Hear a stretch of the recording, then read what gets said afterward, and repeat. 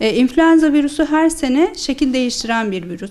Bu kapsamda grip aşılarının da her sezonunda aşı içeriğinin değiştiğini biliyoruz. Yani Dünya Sağlık Örgütü salgın yapan virüs alt tiplerini saptayarak bir sonraki sezonda aşı içeriğini bu şekilde belirler. Bu aşamada grip aşıları hastalığı korumada çok önemli bir faktördür, özellikle risk grubunda. Risk grubu dediğimiz kişiler kimler? Gebeler, 65 yaş üstü vatandaşlar, kronik hastalığı olanlar özellikle, bakım evi, huzurevi gibi yerlerde yaşayanlar. 2023 yılına baktığımızda influenza tanısı konan 622 vakamız var. Ama bu sayının çok çok üstünde soğuk algınlığın semptomlarıyla başvuran hastaların olduğunu biliyoruz. Buradan anlıyoruz ki halkımız soğuk algınlığı ile gribi birbirine karıştırıyor aslında.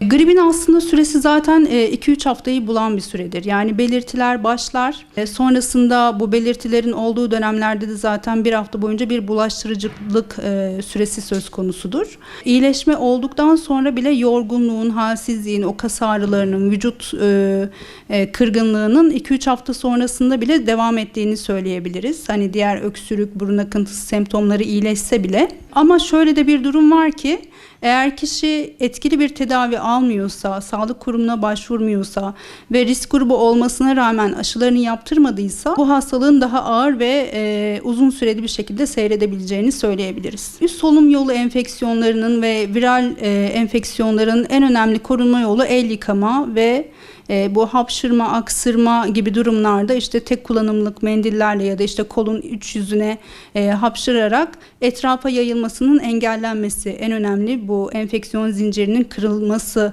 dediğimiz noktada alınacak önlemlerden en önemlisi bu şekilde.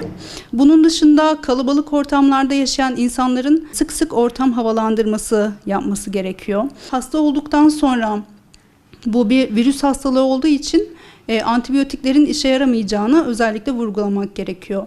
Risk grubundaki kişiler özellikle hastalığı ağır geçirdikleri için bunlarda hekim kontrolünde antiviral tedavilerin başlanması gerekiyor. Bu da tabii ki seçilmiş vakalarda yapılan tedaviler ve antiviral tedavinin de yarıda bırakılmaması, tamamlanması çok önemli. Yine antibiyotiklerin viral enfeksiyonlarda işe yaramadığını vurgulamamız gerekiyor.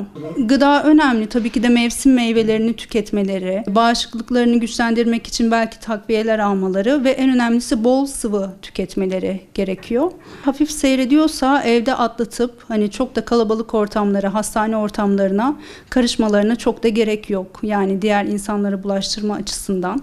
Evde semptomatik tedavi dediğimiz bol sıvı alma, yeme içme, beslenmeye dikkat etme, kişisel hijyenlerine dikkat etme şeklinde belki bir hafta içerisinde evde bu hastalığın üstesinden gelebilir vatandaşlarımız.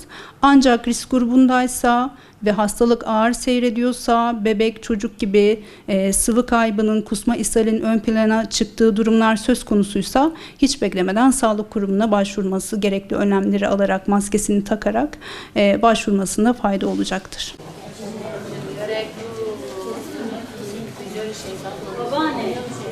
Burada var. Sırayla gidiyoruz. Kimse hakkını yemiyor.